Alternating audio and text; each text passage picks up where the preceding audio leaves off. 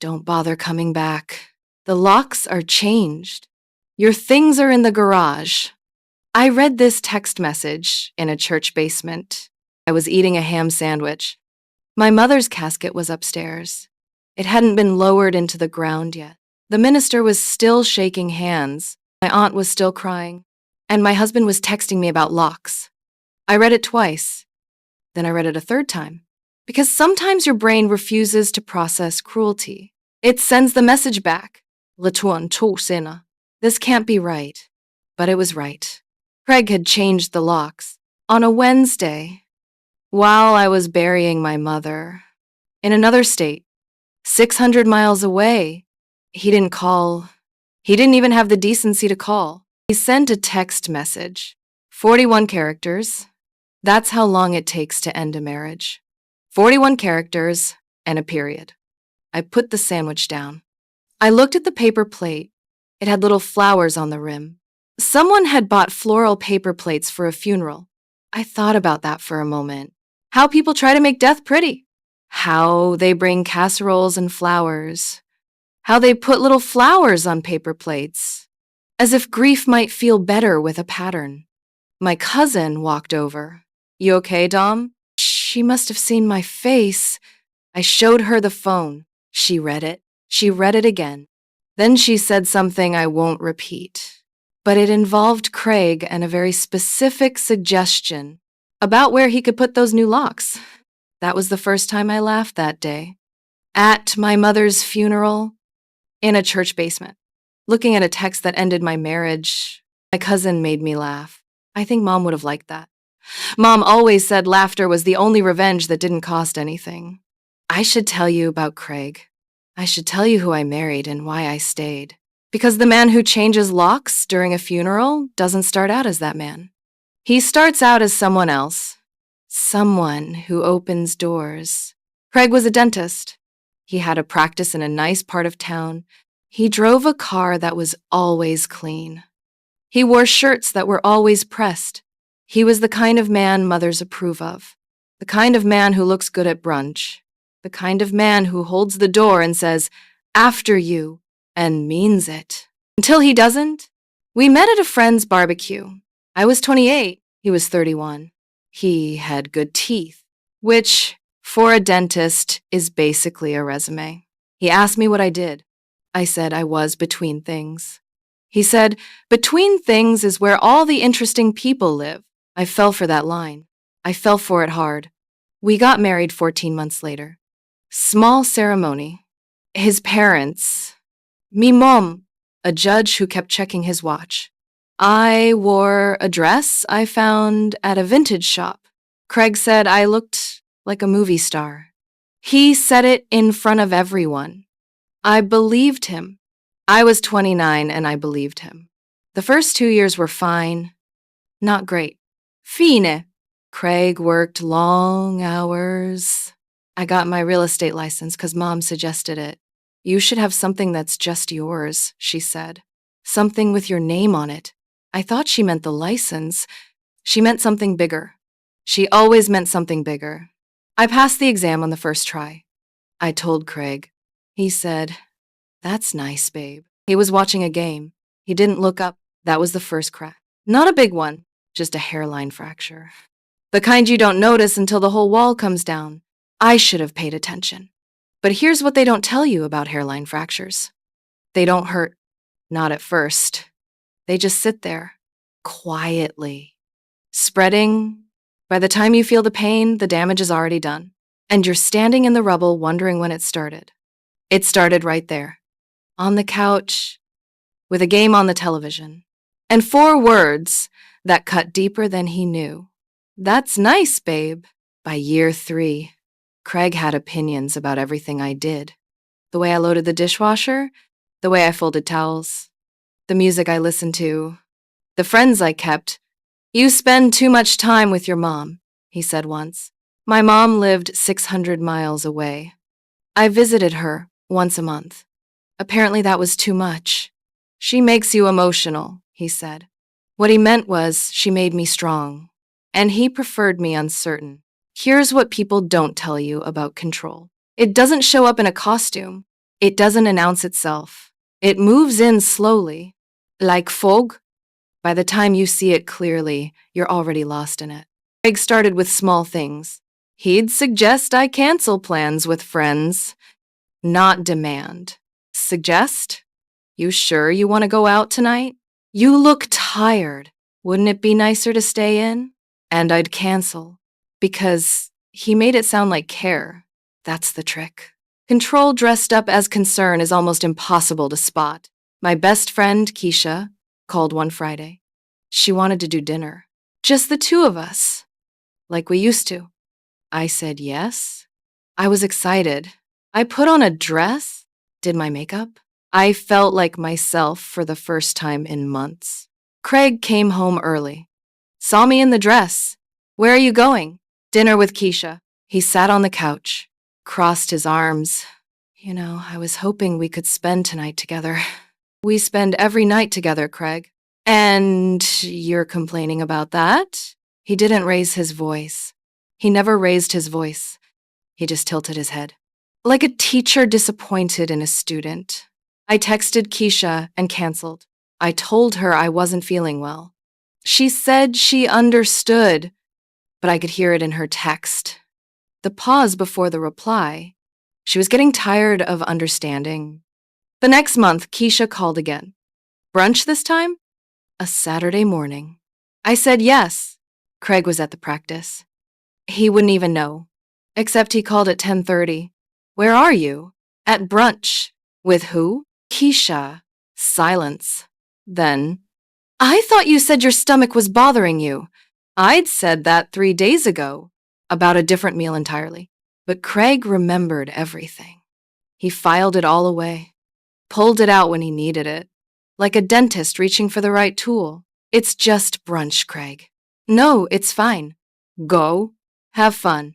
I'll be here when you get back. He said it like a warning dressed as a promise. I went to brunch, but I didn't enjoy it. I kept checking my phone. Keisha noticed. You okay, Dom? Fine. You keep looking at your phone. Just waiting on a text. She looked at me. Really looked. The way Mom looked at me.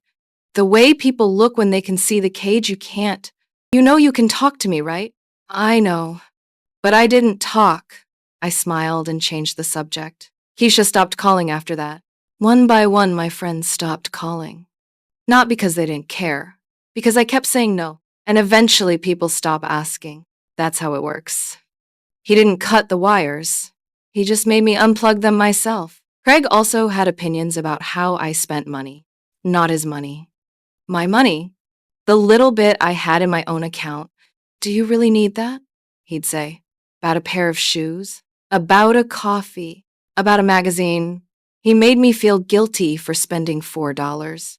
Meanwhile, he'd buy new equipment for the practice without blinking. That's control. When your spending is questioned but his is an investment, I stopped buying things for myself. Not because he told me to, because it wasn't worth the conversation. That's the part people don't understand. You don't stop because you're weak. You stop because you're tired. Fighting takes energy, and he knew how to drain every drop of it. By year 4, my world had shrunk to the size of that house. His house. The house was in his name. He reminded me of that once, during an argument. Not yelling. Craig never yelled.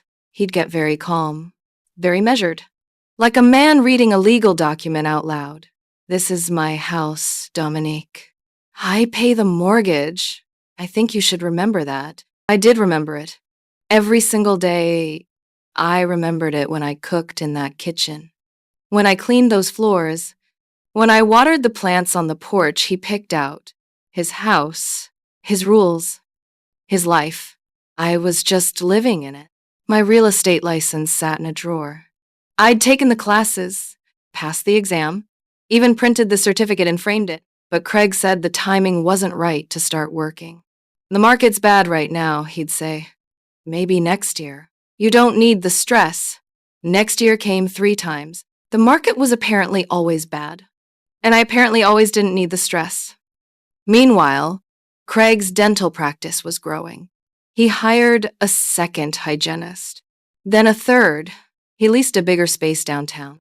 Nice building. Red brick. 2 stories. His name on the door in gold letters, Craig Weston, DDS. I went to the ribbon cutting. I stood next to him in photos. I smiled. That's what I did. I stood and I smiled. Mom called me every Sunday. She'd ask how things were going. I'd sigh fina. She'd go quiet for a moment. Mom had a way of hearing what you didn't say. You sound thin, baby, she'd tell me. Not my weight, my voice, my spirit. She could hear it thinning out. Come visit me, she'd say. Come sit on the porch. We'll have sweet tea and talk about nothing. Mom's porch was my favorite place in the world. It wrapped around the front of her little house.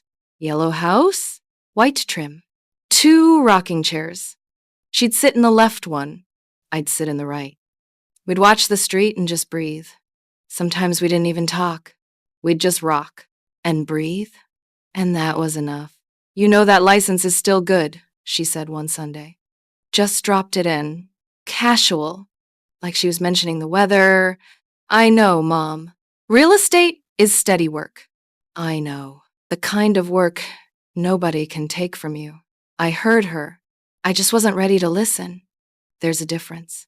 I tried to use the real estate license once.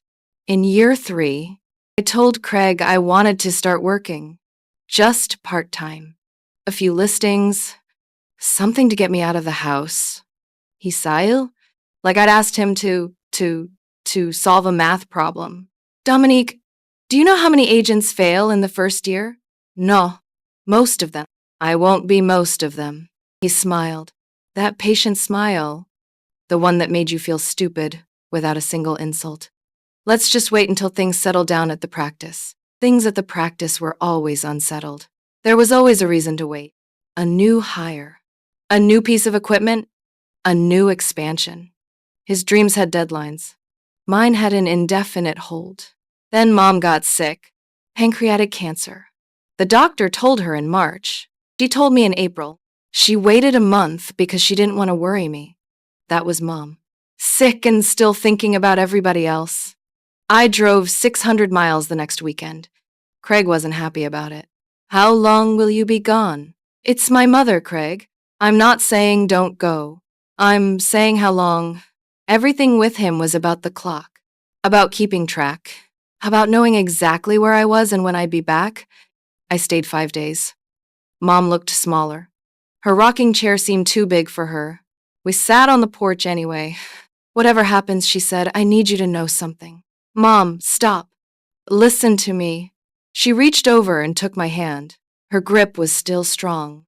That surprised me. You are more than his wife, she said. You are more than that house. You are more than what he lets you be. I started crying, right there on the porch. The sun was going down. The street was quiet, and my mother told me the truth nobody else would say. Promise me something, she said. Anything. Promise me you'll use that license. Mom, promise me. I promised. I didn't know yet what I was promising. But she did. She always did. Over the next few months, I drove back and forth, 600 miles each way. Craig complained every single time. You were just there. She has nurses. You can't fix this, Dominique. He said it like my mother's dying was an inconvenience. Like her cancer was a scheduling conflict. Like I was being unreasonable for wanting to hold my mother's hand. One trip, I came back and the house felt different. Nothing I could point to. Just a feeling. A smell I didn't recognize. Perfumi. Not mine. I stood in the hallway and breathed it in. Floral. Sweet. Young. I told myself it was the cleaning lady. We didn't have a cleaning lady. But I told myself anyway. Because some truths you're not ready for. So you build a lie and live in it. Just for a while. Just until you're strong enough to tear it down. He wasn't wrong about the last part.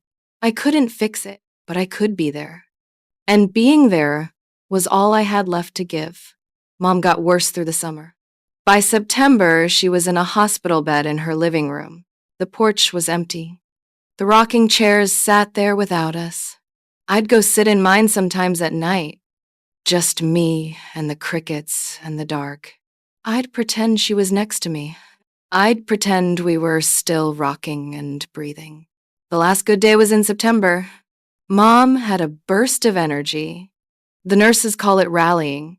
Your body gives you one last gift before it stops. She wanted to go to the porch. We helped her into the rocking chair. She was so light, like holding a bird. She sat in the left chair. I sat in the right. The evening was warm. Crickets were starting up. The street light came on. Turn on the porch light, she said. I reached behind me and flipped the switch. The yellow glow fell over both of us. There, she said. Now people know someone's home. We sat for 20 minutes. She fell asleep in the chair, her head tilted to one side, her hands still resting on mine. I didn't move. I just sat there in the porch light, holding my mother's hand, listening to her breathe, memorizing the sound. Because I knew, even though I didn't want to know, I knew that sound was running out. On October 9th, my mother passed away. She went in the early morning. The house was quiet. The nurse said it was peaceful. I hope that's true. People say that to make you feel better.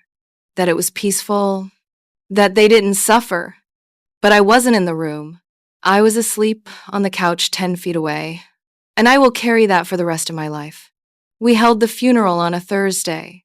The morning was gray, not raining, just gray, like the sky couldn't decide what to feel either.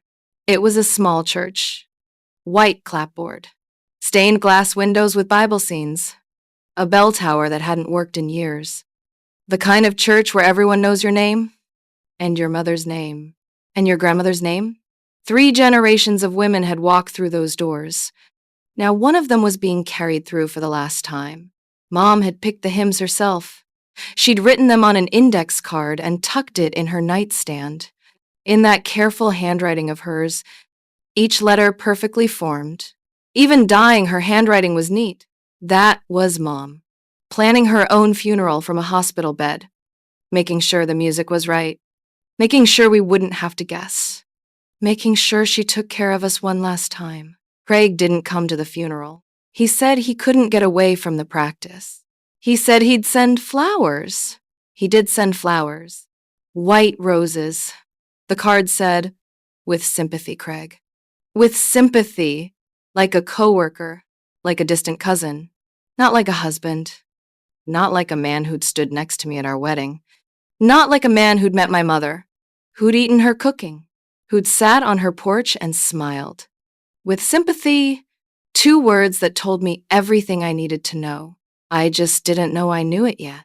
My cousin flew in from Detroit. She sat next to me in the front pew. She held my hand during the hymns. She passed me tissues without looking. That's family.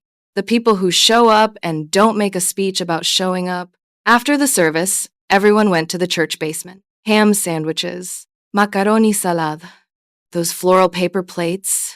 That's where I was sitting when my phone buzzed. You already know what happened next. You already read those 41 characters. But let me tell you what happened after. My cousin drove me to the airport the next morning. I couldn't feel my hands. I couldn't feel much of anything. My body was doing things automatically. Walking, breathing, blinking, but I wasn't really there. I was somewhere behind my own eyes, watching a woman who looked like me move through the world. The flight was 2 hours. I sat by the window. I didn't cry. I just stared at the clouds and thought about locks. Who changes locks while someone buries their mother? What kind of person plans that? Times it? Waits for the exact moment you can't fight back? I'll tell you what kind. The kind who's been planning it for months. The kind who had his girlfriend picked out before I picked out my mother's casket. But I didn't know about her yet. Not yet. My cousin wanted to come with me. "Let me fly back with you," she said. "You shouldn't do this alone." I need to do this alone. She didn't argue. She understood. Some things you have to face by yourself, not because you want to. because that's how you find out what you're made of. I took a cab from the airport. The driver was a quiet man. He played soft music on the radio, something instrumental. No words. I was grateful for that. I didn't want anyone else's words in my head. I had enough of my own. I told the driver the address. My address? Our address? His address? I didn't know which word to use anymore. I stared out the window at streets I recognized. The coffee shop where Craig and I had our second date. The park where we walked on Sundays. The grocery store where I shopped every week. Everything looked the same, but everything was different. That's what betrayal does. It poisons the familiar. Every street corner becomes a question. Did he know then? Was he planning it when we walked here? Was he already talking to her when he held my hand? You start rewriting your own memories, and you can't trust any of them. We pulled up to the house at 4:15 in the afternoon.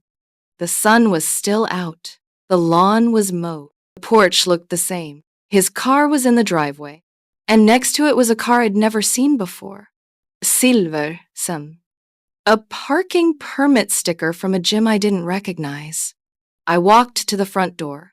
I noticed the welcome mat was different. The one I had bought was gone. There was a new one. Gray. Plain. No words on it. I put my key in the lock. It didn't turn. I tried again. I jiggled it.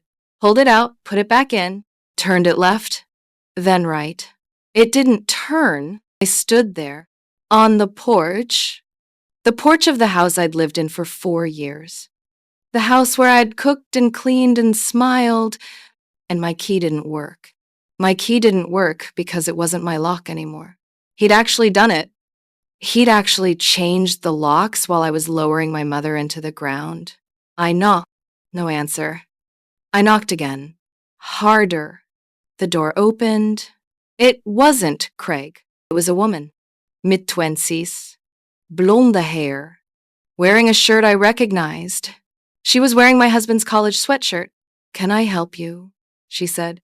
"Can I help you?" In my house, wearing my husband's shirt, asking if she could help me. I didn't say anything. I couldn't. My mouth opened, but nothing came out. Craig appeared behind her. He was holding a coffee mug. He looked at me like I was a salesperson, like I was interrupting his Saturday. "I told you not to come back," he said. "The papers are in the garage with your stuff." He said it flat. No emotion. Like he was reading off a checklist. Locks changed. Girlfriend installed. Wife notified. Papers filed. Done. "Craig," I said. "There's nothing to discuss, Dominique. My mother just died." He paused for 1 second. "One? I'm sorry about that," he said. "But this has been coming for a while." Then he closed the door. In my face. On the porch of the house where I'd lived for 4 years, I stood there for maybe a minute, maybe 5. I don't know. Time does something strange when your world collapses. It stretches and folds. A minute feels like an hour. An hour passes in a blink. I walked around to the garage. The side door was unlocked, and there was my life. In garbage bags. Black garbage bags. 6 of them. Lined up like they were waiting for trash day. My clothes. My shoes. My books. A few framed photos. My real estate license. Still in its frame. Stuffed in a garbage bag between a winter coat and a pair of sneakers. I sat down on the garage floor. Concrete. Cold. Oil stains from his car. And I sat there with 6 garbage bags that contained everything I was worth. According to Craig, I want to tell you I was angry. That I stood up and marched back in there. That I made a scene. That I fought, but I didn't. I just sat on that concrete floor and cried. Not loud crying, quiet crying. The kind where your body shakes but no sound comes out. Because sometimes the pain is so deep it doesn't know how to be loud. My cousin called me that night. I was sitting in my car in a parking lot. I didn't know where to go. "Where are you?" she said. "A parking lot." "What happened?" I told her. All of it. the locks, the girl, the garbage bags, the door closing. She was quiet for a long time. Dom, she said. Yeah. What did your mama leave you? I hadn't even thought about that yet. Mom's lawyer had mentioned it at the funeral. A small life insurance policy. $12,000. 12,000, I said. Okay, my cousin said. Okay, that's your start. My start of what? Your life, girl. Your actual life. I found a studio apartment the next day. Not because I had a plan, because I needed a roof. And this was the cheapest roof I could find. 450 square feet. One window that faced a parking lot. A kitchenette with a stove that had 2 burners. Only one worked. The other one just clicked when you turned the knob. Click, click, click. No flame. Like a promise with no follow-through. I knew the feeling. The carpet was brown. Not brown on purpose. Not brown by design. Brown from years of feet and spills and life wearing it down. Brown from age. It smelled like old cigarettes and cleaning supplies. Like someone had tried to scrub out the past and gave up halfway. I signed the lease with shaking hands. First month plus deposit cleaned out $800. I had the $12,000 coming, but it hadn't arrived yet. So I was sitting in a studio apartment with 6 garbage bags and no furniture. I didn't have a bed. I didn't have a table. I didn't have a single plate or fork. Craig had packed my clothes, some shoes, a few books. He didn't pack kitchen things or bathroom things or anything that might help a person actually live. He packed what he wanted me gone with, not what I needed. I went to a dollar store that first night, bought a toothbrush, a bar of soap, a roll of paper towels, a plastic cup. The cashier smiled at me. Moving in somewhere new? Something like that. I carried the bag back to the apartment, set everything on the kitchen counter. 1 toothbrush, 1 bar of soap, 1 roll of paper towels, 1 plastic cup. That was my life. My entire life fit on 2 feet of countertop. I slept on the floor the first night. I used a winter coat as a pillow. I stared at the ceiling and listened to the radiator hum. And I thought about Mom, her porch, her rocking chairs, her voice, that voice that could make you feel brave and small at the same time. That voice that knew what you needed before you did. You should have something that's just yours, something with your name on it. I said it out loud in that empty apartment. To nobody. To the brown carpet and the 1 window. To the radiator and the stained ceiling. To my mother, wherever she was. Something with my name on it. It sounded different when I said it. Like a prayer. Like a promise. Like a plan. I got up the next morning. I unzipped the garbage bag with my real estate license. I took it out of the frame. The glass was cracked. It must have happened during Craig's packing. If you could call shoving someone's life into garbage bags packing. But the license itself was fine. My name was on it. Dominique Carter, licensed real estate professional. I held it under the 1 window in the apartment. The morning light hit it. My name.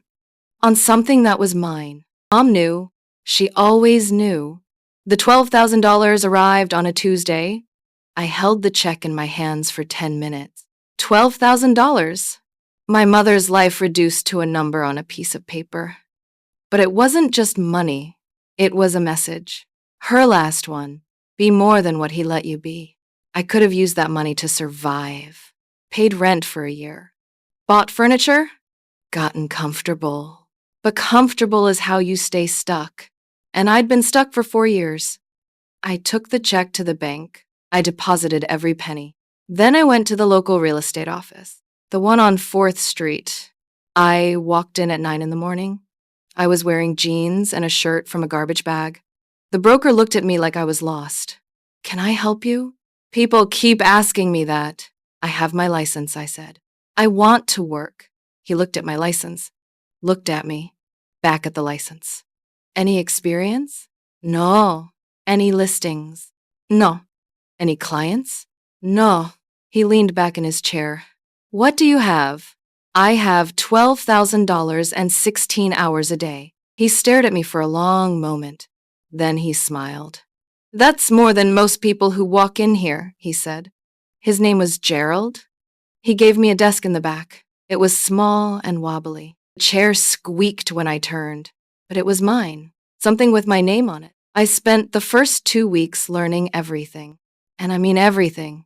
I studied the local market until I could quote prices in my sleep. I learned about zoning laws, permit requirements, tax assessments, property liens, comparables, cap rates, cash on cash returns. Words I'd never heard 6 months ago became my vocabulary. I stopped thinking in feelings and started thinking in numbers. Numbers don't lie to you. Numbers don't change the law. Numbers don't tell you the timing isn't right. Numbers just are. And I loved them for that. I read books, 3 a week sometimes.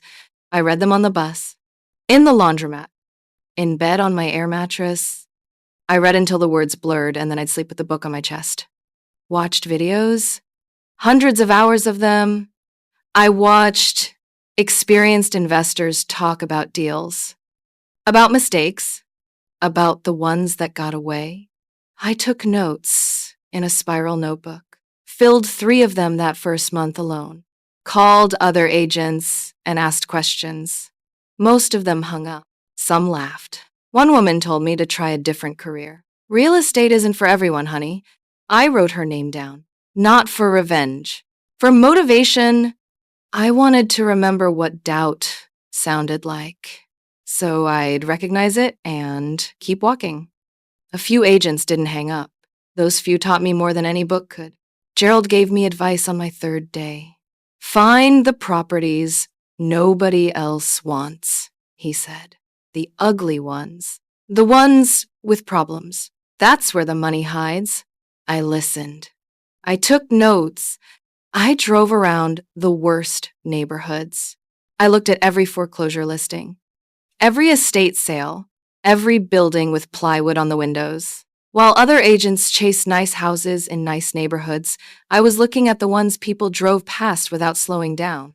My first deal came 6 weeks in, a duplex on Elm Street. And before you make that joke, yes, I've heard it. Every single person made that joke. Gerald made it twice. The place was rough. Rough is generous.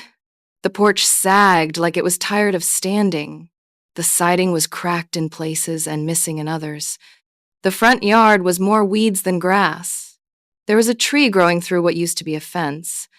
A kitchen that looked like it hadn't been updated since the 70s. Because it hadn't. Avocado green appliances. A countertop the color of old mustard. Linoleum that curled up at the edges like it was trying to leave. The seller wanted $42,000. I offered $35,000. He laughed. I showed him the inspection report, the foundation issues, the roof damage, the electrical that wasn't up to code. He stopped laughing. We settled on $38,000. I used $8,000 of Mom's money for the down payment, took out a small loan for the rest, signed the papers with hands that weren't shaking anymore. The renovation nearly killed me. Not literally, but close. I spent every night at that duplex. After my day job of showing properties, I'd drive over and work. I watched tutorials on my phone. I learned to patch drywall. I learned which end of a wrench was which. I'll be honest, the first time I tried to fix a faucet, I flooded the bathroom.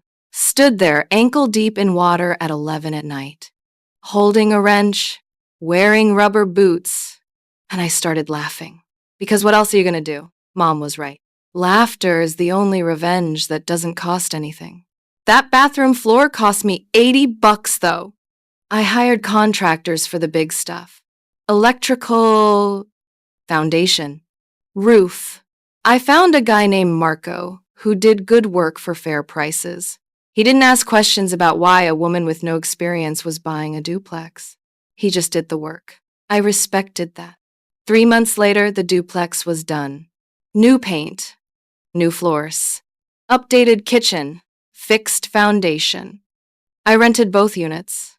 The income covered the mortgage and then some. I sat down with a calculator and a cup of coffee.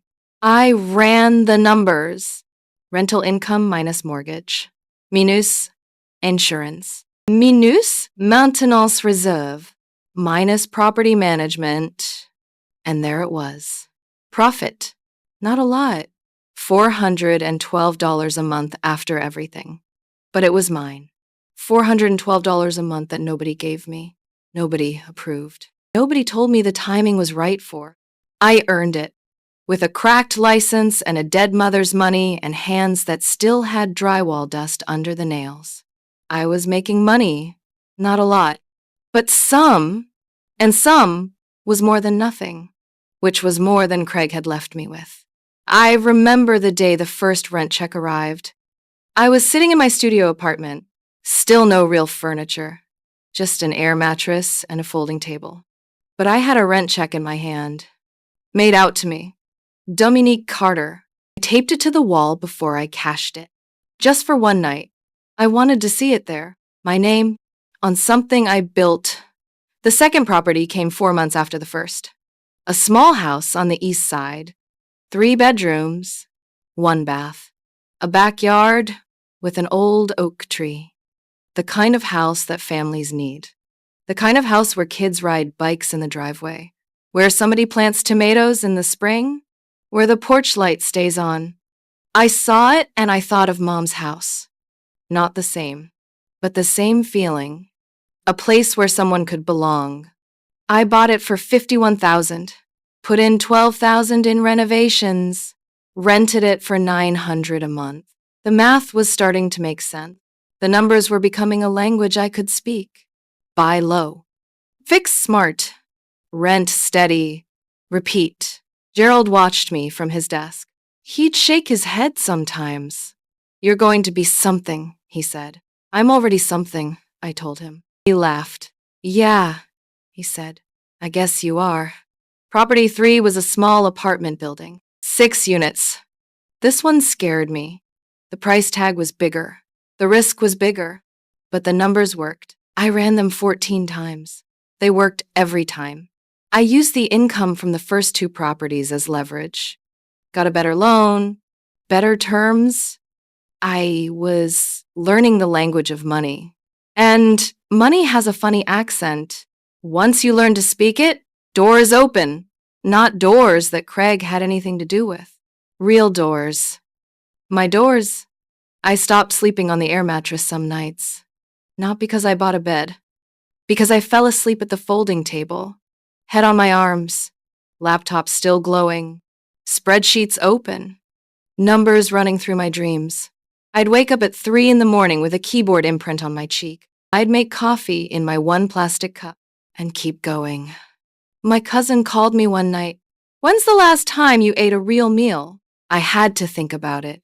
Define real. Something that didn't come from a vending machine.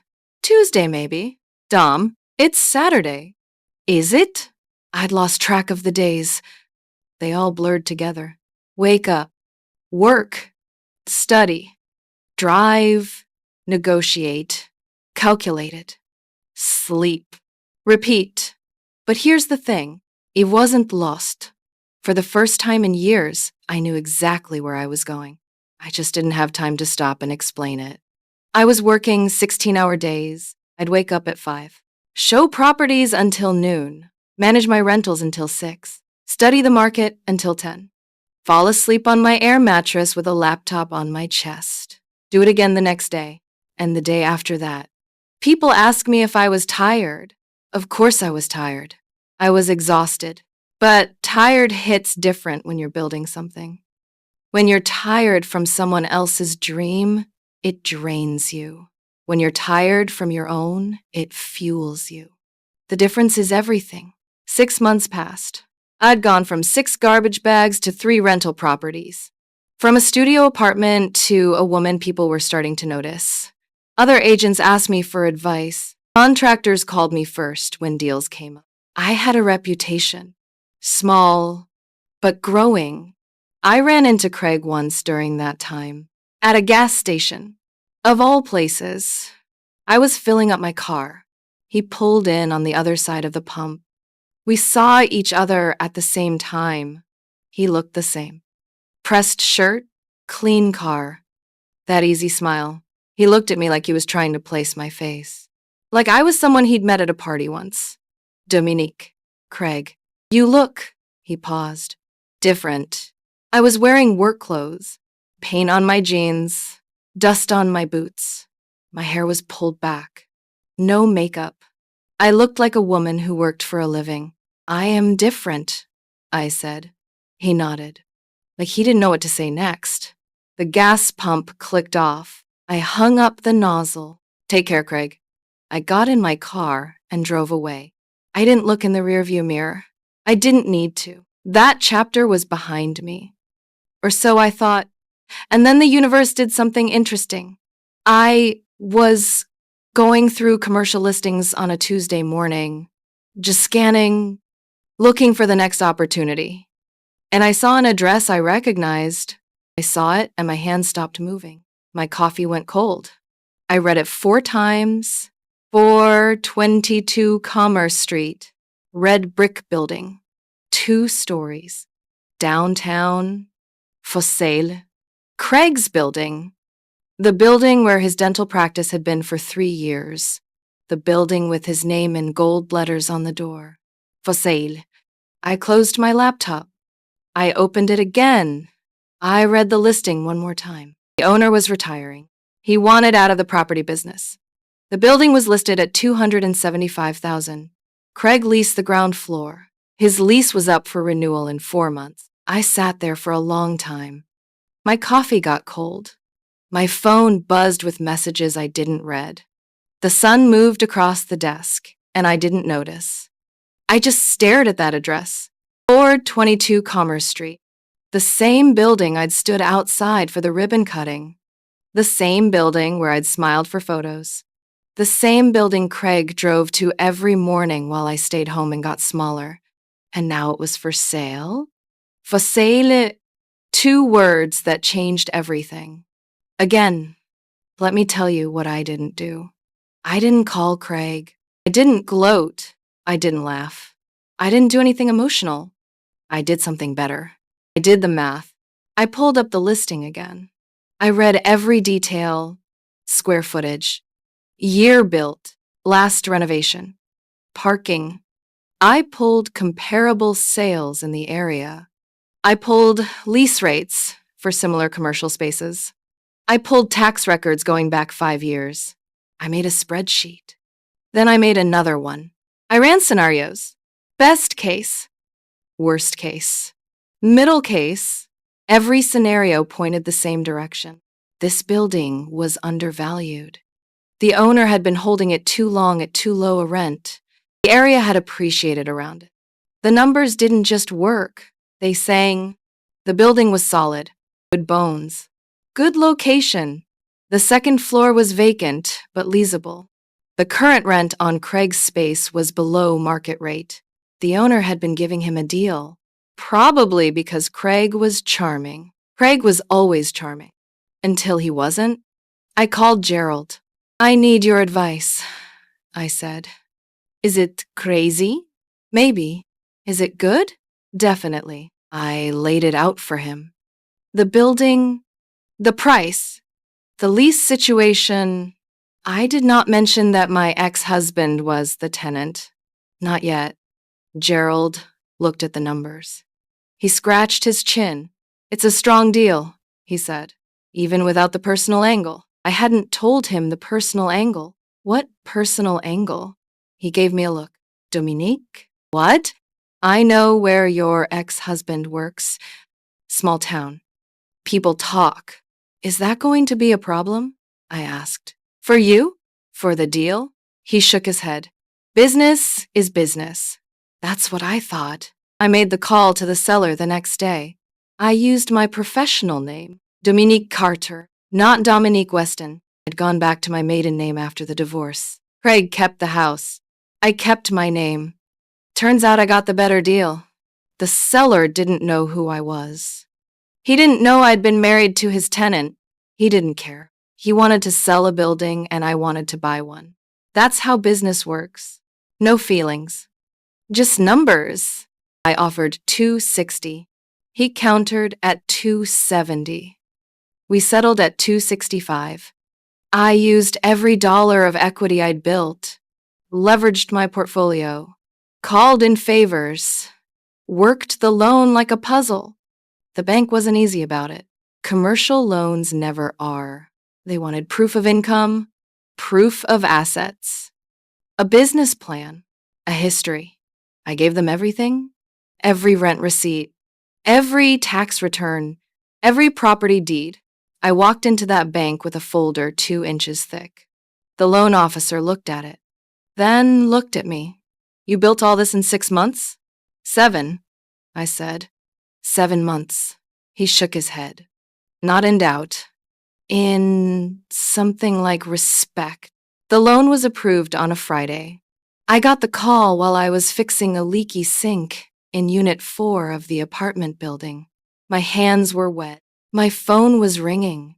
I answered with plumber's tape stuck to my thumb. Congratulations, miss. Carter, the loan is approved. I sat down on the bathroom floor of Unit 4. Vet hands, plumber's tape. Phone pressed to my ear, and I said, thank you. Then I hung up and called my cousin. I'm buying Craig's building. She screamed so loud I had to hold the phone away from my ear. Your mama is doing backflips in heaven right now. I laughed. Mom never did a backflip in her life. But I liked the image, and on a Monday morning in April, I signed the papers. I became the owner of 422 Commerce Street. Red brick, 2 stories, downtown, gold letters on the door that said Dr. Craig Weston, DDS. I drove past the building that evening, parked across the street, turned off the engine. The lights were still on in the dental office. The cleaning crew was inside, vacuuming floors, wiping counters. In my building, I sat in the car for a long time. I held the deed in my hands. The ink was still fresh. My name was on it. Dominique Cartel. Owner. I thought about Mom. About the porch. About the rocking chairs. About her hand on mine. Something with your name on it. I whispered it out loud in the car. I did it, Mom. I got something with my name on it. And you're never going to believe whose name is on the door. My building. His name. I didn't tell him right away. The sale went through a property management company. My property management company. I'd set it up 2 months earlier. The paperwork listed the company name. Not Minna. Craig had no idea. His lease was up for renewal in 8 weeks. Standard commercial lease. The new owner has the right to set new terms, new rent, new conditions. That's the law. And for the first time in my life, the law was on my side. I had the letter drafted by an attorney. Professional, clean, no emotion, just facts. Dear Dr. Weston, the property at 422 Commerce Street has been acquired by new ownership. Your current lease expires on the above date. We are pleased to offer a renewal at the adjusted market rate. The new monthly rent would be double his current rate. Double. Not a penny more than market value, though. I'd done the research. The area had appreciated. Comparable spaces were leasing at exactly that number. I wasn't being vindictive. I was being accurate. There's a difference. The letter went out on a Tuesday. I know because I drove past the building that afternoon. I parked across the street, turned off the engine, rolled down the window. The air smelled like fall. Leaves turning. That crisp edge to the breeze. Almost exactly a year since Mom passed. Almost exactly a year since 41 characters changed my life. I watched the mail carrier walk up the step. I watched him pull open the front door. I watched him disappear inside with a stack of envelopes, one of which had my name on the return address. Well, my company's name. But same thing. I watched the lights on in Craig's office. Second window from the left. I could see the shadow of someone moving inside. Maybe Craig, maybe a hygienist, maybe the girlfriend. I didn't care. I sat in my car and waited. I don't know what I expected. An explosion, maybe? Sirens. His face at the window. A cartoon jaw drop like in the old shows. But nothing happened. Life doesn't give you the dramatic moment when you want it. It saves it for later. Not that day, anyway. It took Craig 4 days to respond. And he didn't respond to the property management company. He responded to me. My phone rang on a Saturday morning. I was at my kitchen table, still in the studio apartment. I'd never moved. Not because I couldn't afford to, because I wasn't done yet. The studio kept me hungry. I looked at the caller ID. Craig. I let it ring 4 times. Then I answered. Hello, you bought my building? No greeting. No small talk. Just 5 words. I bought a building on Commerce Street, I said. If you're a tenant there, you should have received the lease renewal. I could hear him breathing, heavy, like he'd been running or pacing. This is insane, Dominique. This is real estate, Craig. You can't do this. According to my attorney, I absolutely can. He went quiet. Not the quiet of a man thinking. The quiet of a man who's lost and knows it. The quiet of a man who just realized the game board flipped and he's not holding the dice anymore. I could picture him standing in that house. His house, the one he'd locked me out of. The one with the new welcome mat and the new locks and the new girlfriend who was probably already gone by then. Pacing the living room in his pressed shirt, trying to figure out how the woman he'd thrown away had come back to own the ground beneath his feet. I'll fight this, he said. You're welcome to. I'll get a lawyer. I'd recommend it. You can't just double my rent. It's market rate, Craig. I had it assessed. You'll be hearing from my attorney. I look forward to it. He hung up. I put the phone down. I looked at the ceiling of my studio apartment. 450 square feet. 1 window. Brown carpet, and I smiled. Not a vengeful smile. Not a gloating smile. A calm one. The kind of smile you make when the math finally works out. His lawyer called my lawyer the next week. They talked about the lease. About fair market value. About tenant rights. My lawyer was better. I'd made sure of that. Every clause was clean. Every number was supported. Every clause was clean. Every number was supported. Every term was standard. There was nothing to fight. The rent was fair. The law was clear. Craig had 2 options. Pay the new rate or leave. He tried to negotiate. He called me 3 more times. Each call was a different Craig. The first call was angry Craig. Threats. Words I won't repeat. Promises that I'd regret this. The second call was bargaining Craig. Can we work something out? For old time's sake? We were married, Dominique. I remember, I said. I also remember the garbage bags. He didn't have a response to that. Funny how garbage bags shut a conversation down. Funny how the truth works when you finally say it out loud. All those years of swallowing my words, of smiling, of saying fine. And now I had 1 sentence that stopped him cold. I also remember the garbage bags. 6 words. Mom would have been proud. The third call was desperate Craig. His voice was different. Quieter. Almost the voice I remembered from the barbecue. I can't afford to move the practice, he said. My patients are here. My staff is here. Everything I built is in that building. I listened. I really did. And then I said something my mother would have said. Then I guess you'll be staying at the new rate. He signed the lease. Market rate. Double what he'd been paying. Not a dollar of revenge in the number. Just math. Just business. I found out later he tried to find another space. He spent 2 weeks looking. Called every commercial listing in the area. But the dental equipment was built in. The plumbing was custom. The X-ray room had special walls. Moving would cost him over $100,000. More than a year of the higher rent. So he stayed. In my building. Paying my rate? The building was mine. And here's the part that matters. I wasn't doing this to hurt Craig. If I wanted to hurt him, I'd have tripled the rent. Or refused to renew at all. I could have. The law would have allowed it. But that's not what this was about. This was about something Mom said on that porch. Something with your name on it. 422 Commerce Street. Owner, Dominique Carter. That was my name. On a building I bought with money I earned. From properties I found and fixed and rented. Starting with $12,000 a dead woman left her daughter. Because she always knew, Craig locked me out of one building. He put my life in garbage bags. I put his lease in a manila folder. He sent me 41 characters on the worst day of my life. I sent him a certified letter on the best day of mine.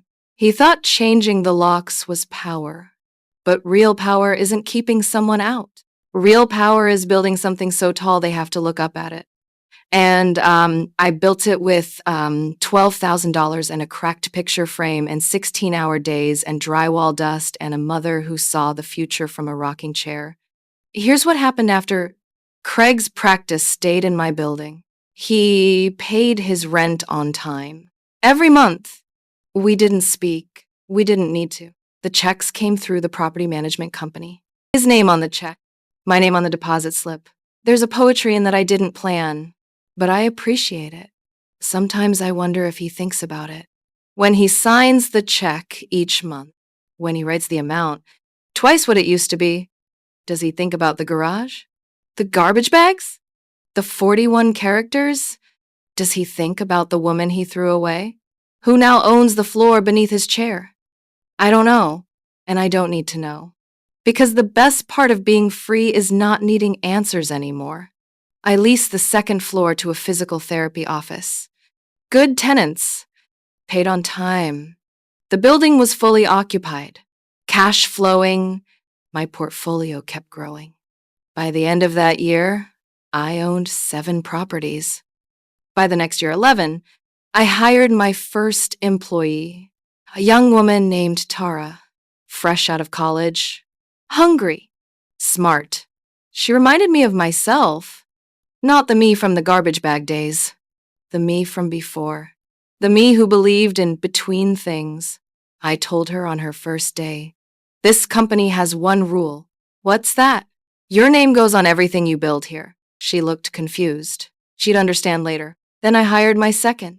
I moved out of the studio apartment eventually.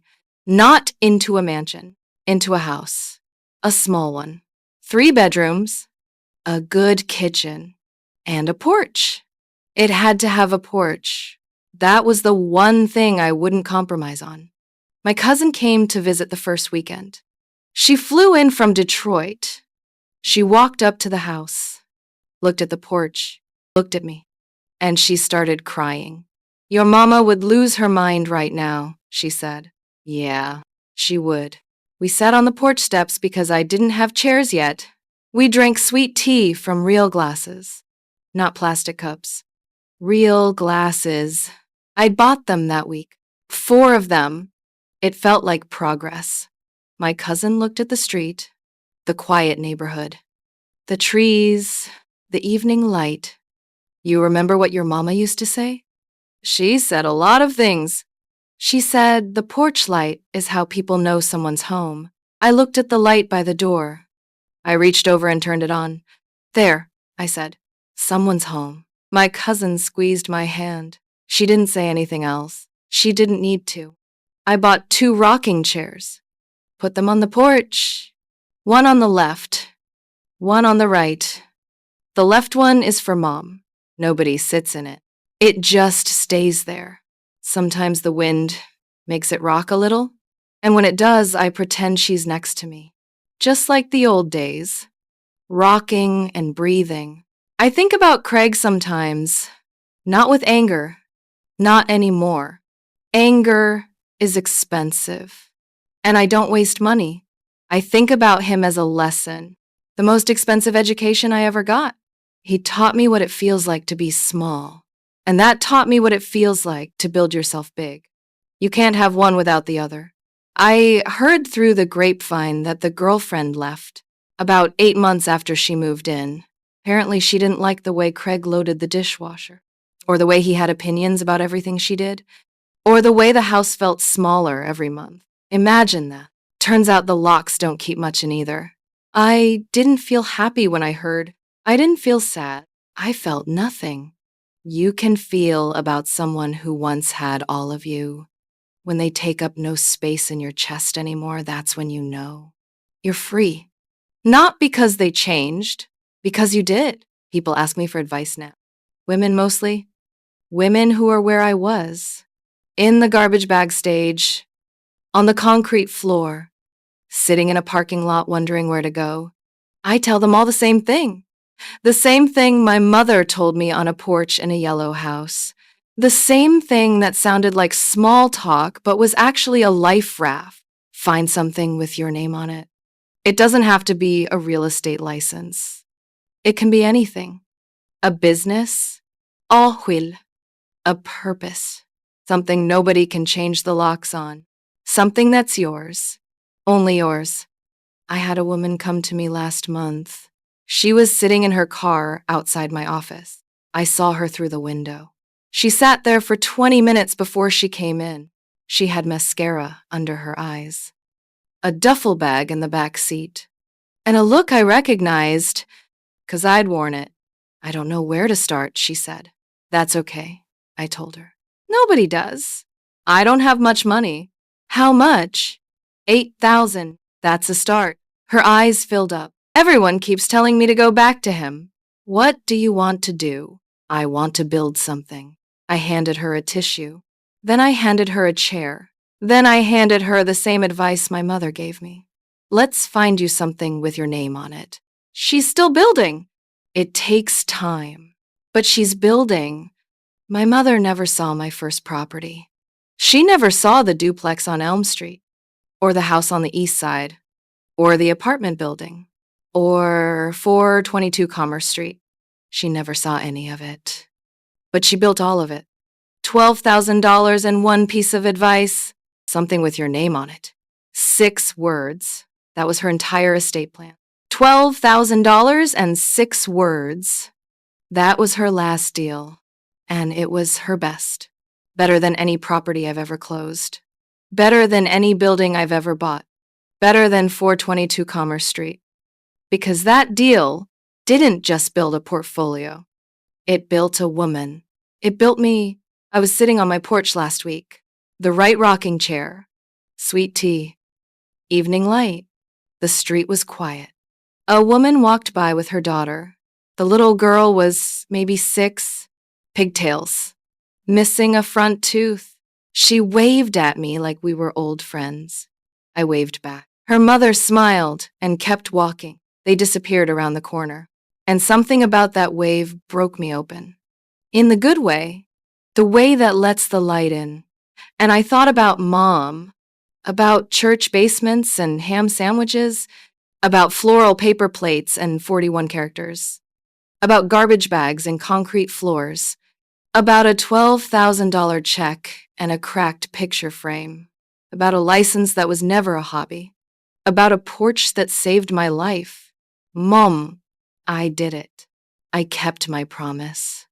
I used the license. I built something with my name on it, and I'm sitting on a porch again, watching the street, rocking and breathing, just like we used to. The chair on the left still rocks sometimes, when the wind catches it just right. I don't think it's the wind. I think it's you. So if you're out there listening, if you're in the church basement right now, if you're reading those 41 characters for the 3rd time, if you're sitting on a cold garage floor next to garbage bags that hold everything you own, I need you to hear this. That floor is not your forever. Those bags are not your life. That text is not your ending. It's your beginning. It's the first page of a story that ends with your name on a deed, with your name on a door, with your name on a mailbox in front of a house with a porch. You just can't see it yet, but your mother can, or your cousin, or someone.